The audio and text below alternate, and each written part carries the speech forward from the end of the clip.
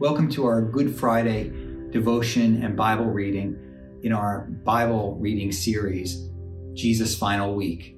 Today's reading is from Matthew 27, verses 1 through 61, and our devotion is entitled, The Storm Rolls In. Have you ever watched as a line of storm clouds begin to make their way towards you?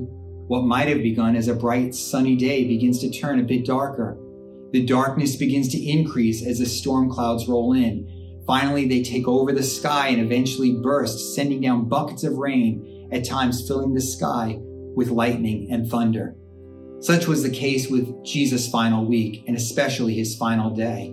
The week began filled with the brightness of worship and praise, the hailing of Jesus as Messiah and King. Throughout the week, however, the sky was changing. By Thursday evening, it had become obviously darker.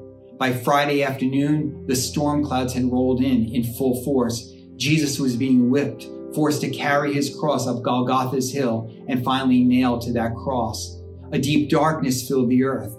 Then, like lightning and thunder filling the sky, Jesus cried out, "It is finished," and he died. It's hard for us from our perspective to understand the depth of the darkness of that day. We call it Good Friday, at least in English. By doing so, I think we soften the blow.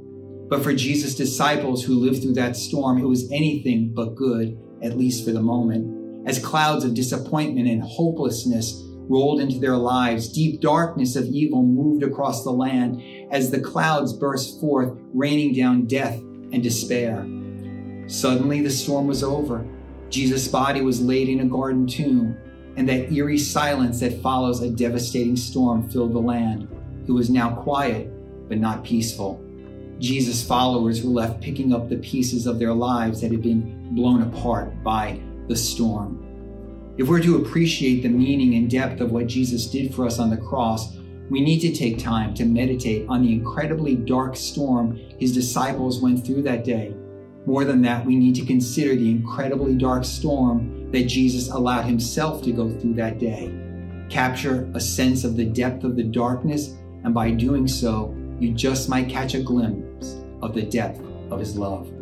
God bless. Have a great day. We'll see you tomorrow.